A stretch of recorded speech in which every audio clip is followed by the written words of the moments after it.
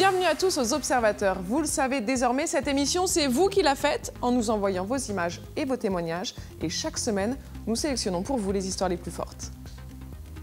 Et on commence à Soweto, l'un des plus grands bidonvilles d'Afrique du Sud. Mi-janvier, un commerçant somalien y a abattu un adolescent de 14 ans qu'il accusait de voler dans sa boutique. Quelques heures plus tard, des dizaines de commerces tenus par des étrangers seront attaqués et pillés. Longilé était en première ligne, on écoute son témoignage.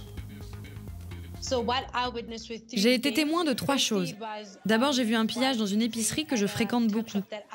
Ensuite, alors que je me dirigeais vers le centre commercial, j'ai vu un incident similaire, mais avec 2 camionnettes. Les pillards les chargeaient de marchandises et les policiers ne faisaient rien.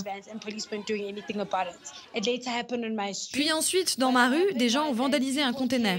Ils l'ont ouvert et ont pillé les marchandises. Même des petits de 5 ou 6 ans étaient envoyés par leurs parents pour aller voler. J'ai aussi vu sur une vidéo qu'un policier avait participé au pillage.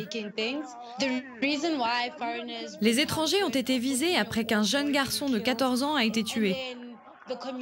La communauté a commencé à dire qu'il fallait se venger, qu'ils n'avaient pas besoin d'étrangers, qu'ils n'étaient là que pour voler leur travail. Ils se disent, comment arrive-t-il à faire de l'argent en Afrique du Sud alors que nous, on n'y arrive pas? Mais les étrangers pakistanais et somaliens s'organisent en syndicats et mettent leur argent en commun. C'est comme ça qu'ils s'aident pour monter des commerces. Mais nous, les Sud-Africains, on ne s'entraide pas pour avancer. Depuis près d'un an maintenant, les forces ukrainiennes combattent les séparatistes à l'est du pays. Mais l'armée ukrainienne est un corps malade, fragilisé par des années de corruption. Et sur le front, les soldats manquent de tout. Si bien que ce sont les citoyens aujourd'hui qui mettent la main à la poche. Anna est l'un d'entre eux. Elle collecte et livre elle-même sur le front. On écoute son témoignage. Notre but est d'apporter un soutien à l'armée ukrainienne de façon rapide et efficace. Et nous en sommes capables. C'est justement ce qui nous différencie du ministère de la Défense. Dernièrement, on a eu de nombreuses demandes d'outils pour la réparation de voitures et de camions. On achète le matériel ici, à Kiev, et on l'achemine à l'Est. On leur apporte des vêtements chauds, des sacs de couchage, des ordinateurs, des portables, des gilets pare-balles, des casques. Nous rencontrons un de leurs représentants ici à Kiev ou à l'Est et il nous dit de quoi ils ont besoin. Ensuite, on part à 2 ou 3 bus vers la zone d'opération antiterroriste et on livre directement le matériel dans les camps. On a commencé à se cotiser quand on a compris que l'armée ne recevait quasiment rien de la part du ministère de la Défense. Personne ne travaillait là-bas, si bien que les soldats n'avaient même pas de quoi manger. Pendant 20 ans, l'armée ukrainienne se résumait à des gens qui se disaient soldats, mais ne venaient que pour prendre leur paye.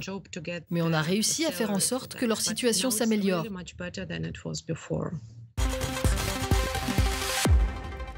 Comme chaque semaine, c'est l'heure du Best Ops, le meilleur des images repérées et envoyées par nos observateurs. On part au Bahreïn. Cet homme fait partie des manifestants qui exigent la libération d'Ali Salman, leader d'opposition arrêté en décembre. Ici, dans une rue de Manama, il brandit une affiche du leader devant un blindé des forces de sécurité quand il est pris pour cible.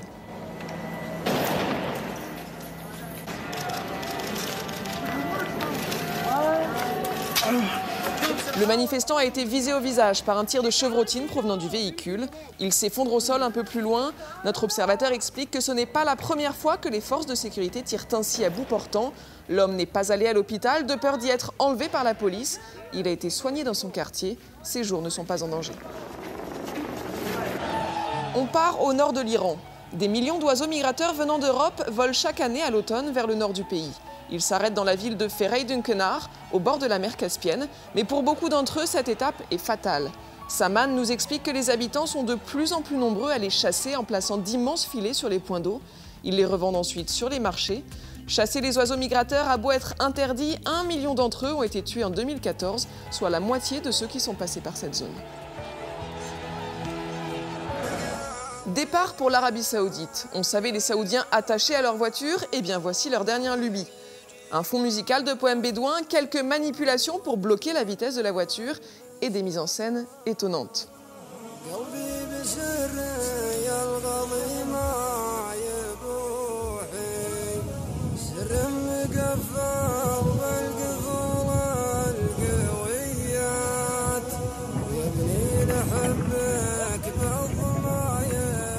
Depuis plusieurs semaines, ce savant mélange de poésie et de gros cylindrés fait fureur sur les réseaux.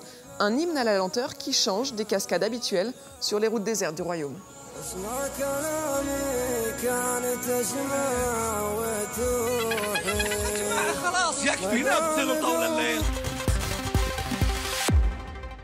Voilà les observateurs, c'est fini pour cette semaine. On remercie le comptoir général de nous avoir accueillis dans ce bel endroit. Quant à nous, on se retrouve sur notre site, sur Twitter et sur notre page Facebook pour couvrir ensemble l'actualité internationale.